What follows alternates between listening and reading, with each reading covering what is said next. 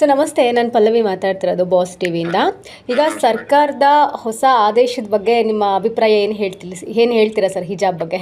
ಹಿಜಾಬ್ ಪ್ರಕರಣದ ಬಗ್ಗೆ ಅಲ್ಲ, ಮುಖ್ಯವಾಗಿ ಏನಂತ ಹೇಳಿದ್ರೆ ಕರ್ನಾಟಕ ಸರ್ಕಾರ ಮುಸ್ಲಿಮರನ್ನ ಓಲೈಕೆ ಮಾಡ್ಲಿಕ್ಕಾಗಿ ಈ ಒಂದು ಹಿಜಾಬ್ ಅನ್ನ ತರಾತುರಿಯಲ್ಲಿ ಈಗ ಮೊನ್ನೆ ಸರ್ವೋಚ್ಚ ನ್ಯಾಯಾಲಯದಲ್ಲಿ ಇದು ಕೇಸ್ ಪೆಂಡಿಂಗ್ ಇದೆ.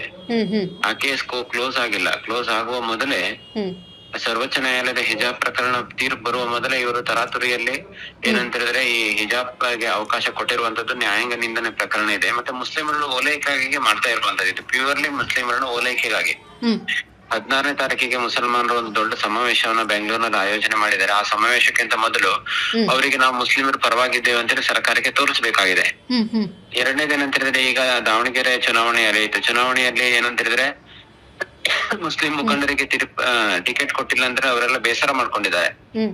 ಹಾಗಾಗಿ ಅವರ ಒಂದು ಮೆಚ್ಚುಗೆಯನ್ನ ಮಾಡ್ಲಿಕ್ಕಾಗಿ ಸರ್ಕಾರ ಏಕಾಏಕಿಯಾಗಿ ಹಿಜಾಬಿಗೆ ಅವಕಾಶ ಕೊಡುವಂತಹ ಒಂದು ನಿರ್ಣಯವನ್ನು ತೆಗೆದುಕೊಂಡಿರುವಂತದ್ದು. ಮತ್ತೊಮ್ಮೆ ರಾಜ್ಯ ಸರ್ಕಾರವೇ ಮಕ್ಕಳಲ್ಲಿ ಭೇದಭಾವವನ್ನ ಮಾಡ್ಲಿಕ್ಕಾಗಿ, ತಾರತಮ್ಯವನ್ನ ಮಾಡ್ಲಿಕ್ಕಾಗಿ, ಮತ್ತೊಮ್ಮೆ ಧರ್ಮ ದಂಗಲನ್ನ ಮಾಡ್ಲಿಕ್ಕೆ ಅವಕಾಶ ಕೊಟ್ಟಿದೆ ಈಗ ಸರ್ಕಾರ. ಇದು ಮಕ್ಕಳ ಮನಸ್ಸಲ್ಲೂ ಅದೊಂದು ಬಂದ್ಬಿಡುತ್ತಲ್ವಾ ಸರ್? ಇದು ಖಂಡಿತವಾಗಿ. ಈಗ ಒಬ್ಬ ಮುಸ್ಲಿಂ ಹುಡುಗಿ ಹಿಜಾಬ್ ಹಾಕೊಂಡು ಬಂದಿರ್ತಾಳೆ. ಕರ್ನಾಟಕ ಉಚ್ಚ ನ್ಯಾಯಾಲಯ ಸ್ಪಷ್ಟವಾಗಿ ಹೇಳಿದೆ, ಹಿಜಾಬ್ ಇದು ಎಸೆನ್ಷಿಯಲ್ ಪಾರ್ಟ್ ಅಲ್ಲ ಇಸ್ಲಾಮಿಂದು ಆಚರಣೆದ್ದು. ಇದು ಅವ್ರ ಆಪ್ಷನಲ್ ಇದೆ, ಇದು ಕಡ್ಡಾಯ ಇಲ್ಲ. 7 ಇಸ್ಲಾಮಿಕ್ ರಾಷ್ಟ್ರಗಳ ಶಾಲೆಗಳಲ್ಲಿ ಹಿಜಾಬ್ ಅನ್ನ ಬ್ಯಾನ್ ಮಾಡಿದ್ದಾರೆ.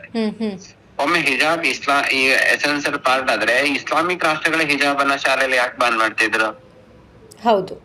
ಆಮೇಲೆ ಹಿಜಾಬ್ ಇಲ್ಲದೆ ಕಳೆದ 3 ವರ್ಷಗಳಲ್ಲಿ ಎಷ್ಟೋ ಲಕ್ಷಾಂತರ ವಿದ್ಯಾರ್ಥಿಗಳು, ಮುಸ್ಲಿಂ ವಿದ್ಯಾರ್ಥಿಗಳು ಪರೀಕ್ಷೆ ಬರಲಿಲ್ವಾ? ಎಷ್ಟೋ ವಿದ್ಯಾರ್ಥಿಗಳು ಹಿಜಾಬ್ ಇಲ್ಲದೆ ರ್ಯಾಂಕ್ ಪಡ್ಕೊಳ್ಳಿಲ್ವಾ? ಹಿಜಾಬ್ ಇಲ್ಲದೆ ಇವತ್ತು ಎಷ್ಟು ಜನ ಒಳ್ಳೆ ಪರ್ಸೆಂಟೇಜ್ ಮಾಡಿದ್ದಾರೆ? ಇದೆಯಲ್ಲ.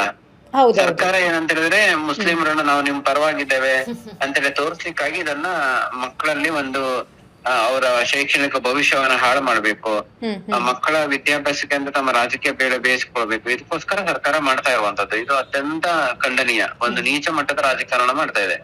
ಬಿಜೆಪಿ ಬಂದಾಗ ಹಿಜಾಬ್ ನ ಬ್ಯಾನ್ ಮಾಡ್ತಾರೆ, ಕಾಂಗ್ರೆಸ್ ಬಂದಾಗ ಮತ್ತೆ ಜಾರಿಗೆ ತರ್ತಾರೆ. ಅಂದ್ರೆ ಇಲ್ಲಿ ರಾಜಕೀಯ ಬೇಳೆನ ಮಕ್ಕಳ ಮೇಲೆ ಏನಾದ್ರೂ ಬೇಯಿಸ್ಲಿಕ್ಕೆ ಟ್ರೈ ಮಾಡ್ತಿದಾರ ಅಂತ, ಇಲ್ಲಿ ಮಕ್ಕಳು ಬಲಿ ಆಗ್ತಿದ್ದಾರೆ ಅನ್ಸುತ್ತಲ್ಲ ಸರ್? ಈಗ ಕಾಂಗ್ರೆಸ್ ಮಾಡ್ತಾ ಇರೋದು ಅದೇ. ಈಗ ಏನಾಗಿದೆ, 1983 ಕರ್ನಾಟಕ ಎಜುಕೇಶನ್ ಆಕ್ಟ್ ಅಂತ ಜಾರಿಗೆ ಬಂತು. ಆ ಆಕ್ಟ್ ಅಲ್ಲಿ ಶಾಲೆಯಲ್ಲಿ ಈಗ ಏನಿರುತ್ತೆ, ಎಲ್ಲಾ ಸಮುದಾಯದ ವಿದ್ಯಾರ್ಥಿಗಳು ಹೋಗ್ತಾರೆ.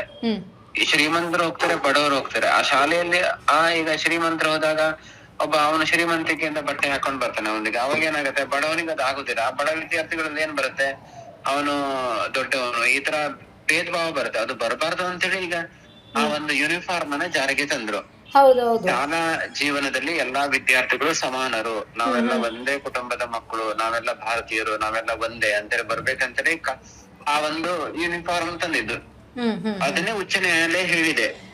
ಮತ್ತೆ ಸರ್ವೋಚ್ಚ ನ್ಯಾಯಾಲಯ ಹೇಳಿದೆ, ಶಾಲೆ ನೀವು ಹಿಜಾಬ್ ಏನಿದ್ರು ಮನೇಲಿ ಹಾಕೊಳ್ಳಿ, ಶಾಲೆಗೆ ಬಂದಾಗ ಶಾಲೆ ನಿಯಮವನ್ನ ಪಾಲಿಸಿ ಅಂತೇಳಿ. ಈಗಾಗಲೇ ಸುಪ್ರೀಂ ನಲ್ಲಿ ವಿಚಾರ ಇದೆ. ಅಂದ್ರೆ ಈ ಟೈಮ್ ನಲ್ಲಿ ಅನಗತ್ಯ ಗೊಂದಲ ಸೃಷ್ಟಿ ಮಾಡ್ದಂಗೆ ಆಗಲ್ವಾ ಸರ್ ಇದು ವಿಷಯ ಅಂತ? ಅನಗತ್ಯವಾಗಿ ಗೊಂದಲ ಸೃಷ್ಟಿ ಮಾಡೋ ಉದ್ದೇಶಕ್ಕಾಗಿ ಇದನ್ನ ಮಾಡಿರೋದು. ಒಂದ್ ಕಡೆ ಏನಾಗಿದೆ, ರಾಜ್ಯ ಸರ್ಕಾರ ಎಲ್ಲಾ ಕಡೆಯಲ್ಲಿ ಈಗ ಕಳೆದ ಚುನಾವಣೆಯಲ್ಲಿ ಪಾಂಡಿಚೇರಿ, ಅಸ್ಸಾಮು ಎಲ್ಲಾ ಕಡೆಯಲ್ಲಿ ಸುಣ್ಣಾಗಿದೆ. ಈಗ ತಮಿಳುನಾಡು ಇರ್ಬೋದು, ಎಲ್ಲಾ ಕಡೆಯಲ್ಲಿ ಸುಣ್ಣಾಗಿದ್ದಾರೆ. ಆಮೇಲೆ ರಾಜ್ಯದಲ್ಲಿ ಯಾವುದೇ ಕೆಲಸ ನಡೀತಾ ಇಲ್ಲ.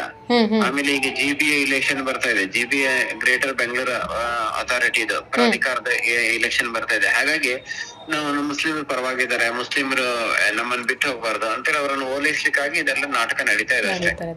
ಅಂದ್ರೆ ಸರ್, ಇವಾಗ ರೀಸೆಂಟ್ ಆಗಿ ದಾವಣಗೆರೆ ಎಲೆಕ್ಷನ್ ಆಯ್ತು, ಅಲ್ಲಿ ಕೂಡ ಮುಸ್ಲಿಂನವರು ದೂರ ಆಗ್ತಾ ಇದ್ರು ಅಂತ ಅನಿಸ್ತಾ ಇತ್ತು. ಈ ಆದೇಶದ ಮೂಲಕ ಏನಾದ್ರು ಮುಲಾಮ್ ಹಚ್ಚೋ ಕೆಲಸ ಏನಾದ್ರು ನಡೀತಾ ಇದೆಯಾ ಅಂತ?